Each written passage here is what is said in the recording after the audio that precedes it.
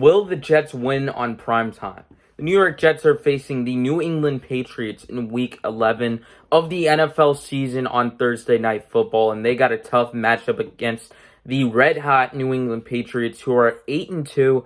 They have a 7-win streak currently, and they are continuing to lead the AFC East and might end up winning it all as they lead the AFC East. And right behind them is the Buffalo Bills. So in this video, we're going to be previewing the 2-7 New York Jets versus the 8-2 New England Patriots. So my first thing about this game that I really want to talk about, and it's that Jets offense. Will they be able to put points up on the board? Will they be able to dish out the ball in the pass game? I'm expecting it to be Justin Fields at quarterback, but I wouldn't count out seeing Tyrod Taylor. If it gets to the point where Justin Fields is just unplayable, I think that you pull him at halftime, maybe even before that.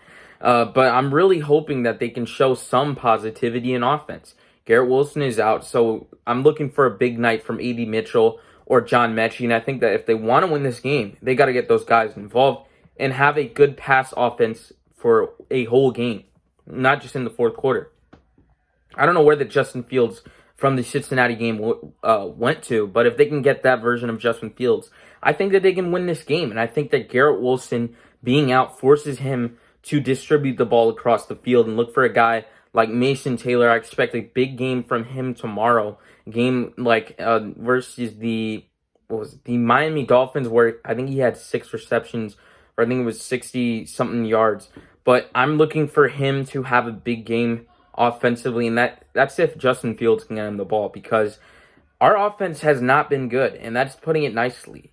Justin Fields had 12 passing yards in our game versus the Cleveland Browns, aside from that 42-yard touchdown pass to Breece Hall. Had it not been for that play, he would have been 5 for 11 for 12 passing yards. And the Jets still won, which is incredible to me, despite how bad he played. Now, I'm not putting all the blame on Justin Fields. It's also about guys getting open, guys doing their job, and blocking, which I think the blocking was pretty good. The offensive line performed fairly well towards the end of the game in the Cleveland game. But I'm just hoping to see some positivity from this Jets offense, from Aaron Glenn, as he's a rookie head coach. I think he's done a great job so far. We've had some things that we questioned him about early on in the season, but as he gets wins, win cures everything. He's really improved as the weeks have gone on. And my second point for the Jets to win this game would have to be the defense, because you look at this New England Patriots offense, they're red hot. They're 8-2 for a reason. And their 2 best wide receivers are, number 1, Stephon Diggs, who has been going insane, and Mac Hollins. They even have guys after that, Demario Douglas, who has been killing it, by the way. This is a game, I really don't know who, if you're going to lock on to Stephon Diggs all game long. This is where you miss your Sauce Gardner, locking on one player for the entire game. I don't know if we're going to see Brendan Stevens, arguably our cornerback 1, travel with Stephon Diggs all game long. I would definitely have to consider doing that if I were Aaron Glenn and Steve Wilkes. Azareye'h Thomas is out, so that leads the question mark.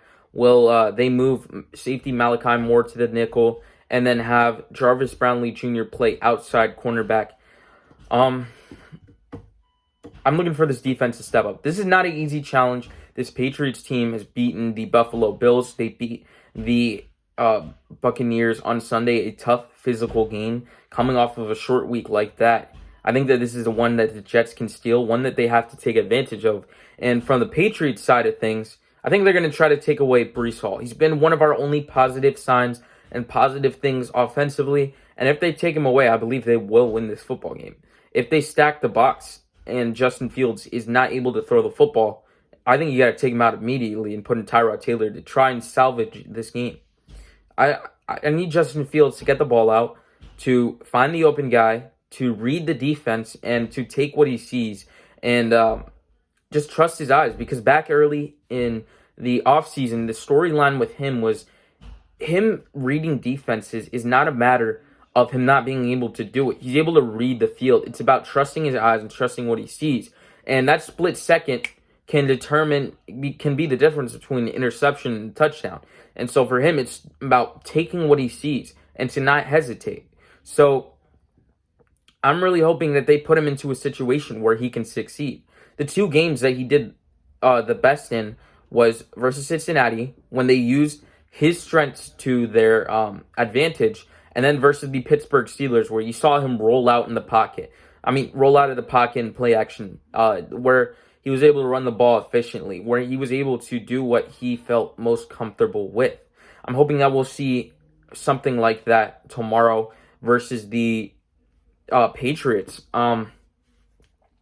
If he can have a consistent game and if he can go out there and lead this Jets team to victory, I think that the storyline about Justin Fields would flip completely, because you're looking at this guy who's going to be gone most likely next year.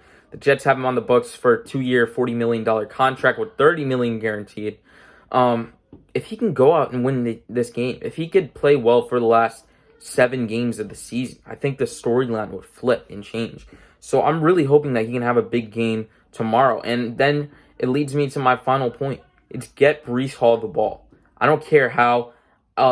Just get him the football. He's a dominant player. A player, when you get the ball in his hands, he just takes over.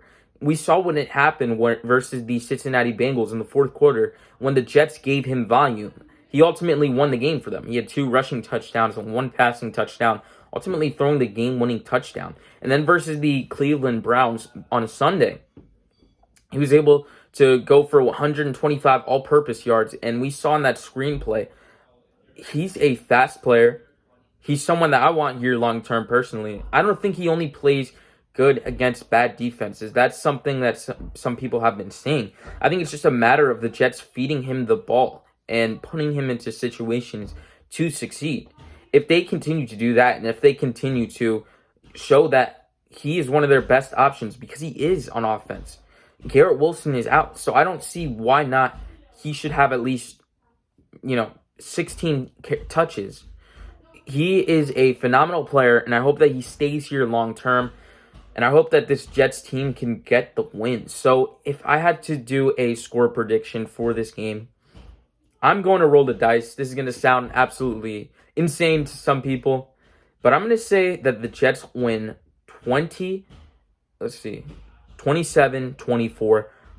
No, take that back. I'm going to say they win 31-28 over the Patriots. I think that the offense runs like a well-oiled machine, and that they use Justin Fields' skill set to their advantage. I think Drake May and the Patriots have a great game as well, but ultimately Nick Folk hits the game-winning field goal in dramatic fashion, and the Jets will ultimately get this win and spark some belief back into this Jets franchise. That would be a great win for this Jets team. I'm just hoping that they go out there, they don't embarrass themselves, they play free, they play confident, and ultimately they get the W. So that's all for this one. Don't forget to like and subscribe. Really appreciate it. We are on the road to 1,000 subscribers. Appreciate all of you guys. Don't forget to like and subscribe. And as always, go Jets.